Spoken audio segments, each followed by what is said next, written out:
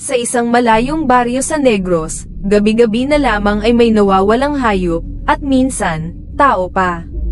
Ang takot ay lumalaganap, ngunit isang albularyo ang dumating, dala ang tapang at kaalaman laban sa dilim. Mang Ruben, totoo po bang may aswang dito? Huwag niyo po kaming iiwan. Habang bumabalot ang katahimikan, biglang tumahol ang mga aso. Alam ng lahat, may masamang nilalang na nakapaligid. Hindi ito pangkaraniwang gabi.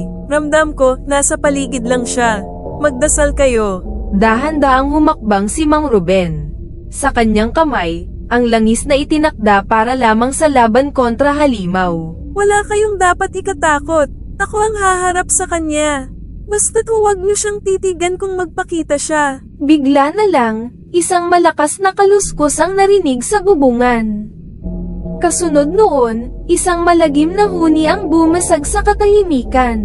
Diyos ko po, nasa bubong siya. Tulungan niyo kami. Lumakas ang hangin. Ang mga ilawan ay isa-isang namatay. Sa gitna ng kadiliman, bumaba ang halimaw. Magpakita ka. Huwag kang mandaya sa dilim. Sa liwanag ng buwan, nizalayan nila ang anyo ng aswang, mapatla. May mahahabang kuko, at mata na kumikislap sa gutom. Huwag niyo po kaming iwan, Mang Ruben, papatayin niya tayo. Habang nakaharap na ang albularyo at ang halimaw, ramdam ng lahat ang panginginig ng lupa. Ang hangin ay bumigat, at ang paligid ay tila nilamon ng kadiliman. Ang mga mata ng aswang ay nagliliyab na parang apoy, puno ng gutom at galit. Ngunit matatag si Mang Ruben, hawak ang bote ng langis at krusipyo na pamana pa ng kanyang mga ninuno. Hindi ka makakapanakit dito. Hanggang dito na lang ang teritoryo mo, halimaw. Sumugod ang aswang na tila kidlat ang bilis. Ang kanyang mahahabang kuko ay tumama sa lupa, iniwan ang malalim na marka sa kahoy at bato. Ngunit sinalubong siya ng albularyo ng dasal at pagwiwisik ng banal na langis. Pumailan lang ang amoy ng nasusunog na laman, tanda na tinamaan ang halimaw. Diyos ko, nasugatan siya, pero hindi pa rin siya bumabagsak. Sa gitna ng labanan, nagsimulang magbago ang anyo ng halimaw. Mula sa katawang tila tao, unti-unti itong naging mas malaki, mas mabangis, tila isang mabangis na hayop na pinagsama ang tao at paniki. Ang mga pakpak ay bumuka, tinatakpan ang liwanag ng buwan. Lumabas ka sa anyong iyan. Hindi ka makakapanalo laban sa dasal at liwanag. Ngunit imbes na umatras, lalo pang naging mabangis ang halimaw. Lumipad ito paikot-ikot sa ere, at bawat hampas ng kanyang pakpak ay nagdadala ng matinding hangin. Ang mga tao ay nagsisigawan, nagsiksikan sa isang sulok, habang si Mang Ruben lamang ang matapang na humaharap. Sa isang iglap, bumaba ang halimaw at sinunggaban ang babae. Ang kanyang matutulis na kuko ay halos bumaon sa balat ng kawawang nilalang. Aray ko, tulungan niyo po ako. Huwag niyo akong pabayaan. Agad na sumugod ang albularyo. Inihampas ang kanyang anteng-anteng at ibinuhos ang langis sa sugat ng halimaw. Isang malakas na hiyaw ang kumawala, isang tinig na halos ikabingi ng lahat. Ang gabi ay nag-ingay, at ang halimaw ay sandaling umatras. Sa kabila ng sugat at hirap, hindi pa rin sumusuko ang halimaw. Ang paligid ay kumukulog, tila pati kalikasan ay nakikisama sa kaguluhan.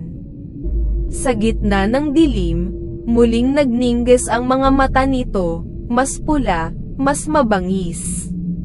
Ngayon, malinaw na, hindi lamang ito laban para sa buhay ng iisang babae, kundi laban para sa buong baryo. Kung gusto mong lumunin ng baryong ito, kailangan mo munang dumaan sa akin. Humakbang si Mang Ruben, itinataas ang kanyang krus at sabay bigkas ng dasal. Ang kanyang tinig ay kumakalabog sa hangin, parang kampana sa gabi.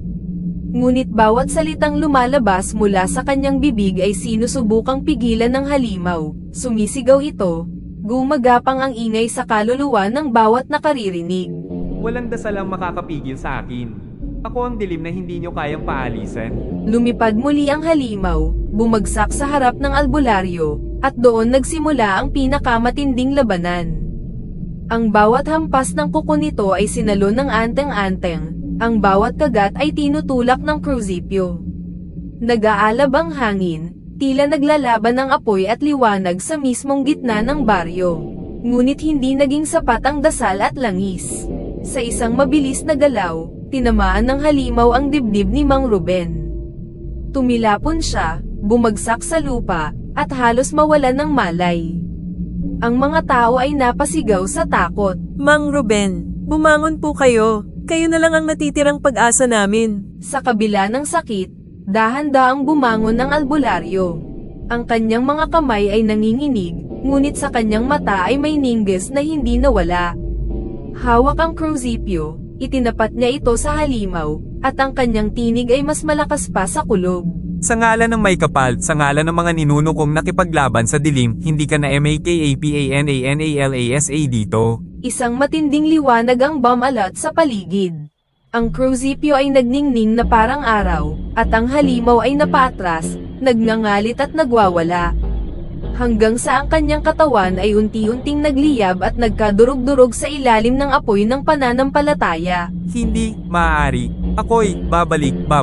Kasabay ng malakas na sigaw, naglaho ang halimaw sa hangin, parang usok na tinangay ng hangin ng madaling araw.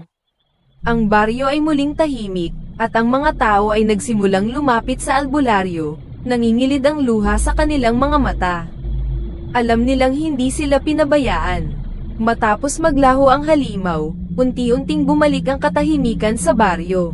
Ang mga tao ay nagyakapan, nanginginig pa rin ang katawan sa takot, ngunit ang kanilang mga mata ay nagningning ng pag-asa.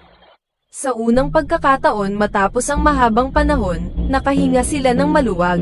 Maraming salamat, Mang Ruben. Kung wala kayo, baka wala na rin kami ngayon. Ngunit sa puso ng albularyo, alam niyang hindi doon nagtatapos ang lahat. Ang kanyang sugat ay sariwa pa, at ang kanyang kaluluwa ay pagod na pagod.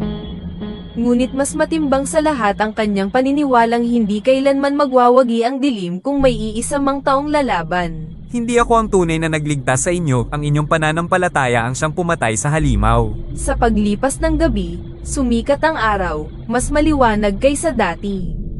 Ang liwanag ay tumama sa bawat sulok ng baryo, at tila binura ang bakas ng takot at dilim. Ngunit sa ilalim ng liwanag, may iniwang babala ang nangyari, na ang kasamaan ay laging naghahanap ng daan upang makabalik. Sa paglipas ng gabi, sumikat ang araw, mas maliwanag kaysa dati. Ang liwanag ay tumama sa bawat sulok ng baryo, at tila binura ang bakas ng takot at dilim. Ngunit sa ilalim ng liwanag, may iniwang babala ang nangyari, na ang kasamaan ay laging naghahanap ng daan upang makabalik.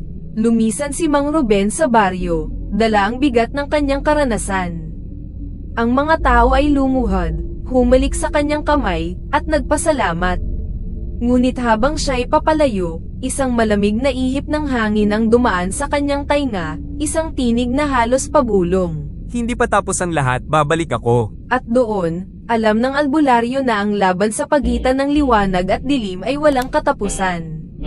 Maaaring nagwagi siya ngayong gabi, ngunit sa anino ng bawat gubat, sa katahimikan ng bawat gabi, naghihintay ang kasamaan. At kailangang may isang magtatapang muli, upang ipaglaban ang liwanag. Sa bawat halakhak ng gabi, sa bawat ihip ng hangin sa dilim, baka naroon pa rin ang halimaw. Ngunit tandaan mo, ang kasamaan ay hindi kailanman magtatagumpay, hanggat may pusong handang lumaban. Ikaw, ako, tayong lahat, tayo ang liwanag laban sa dilim.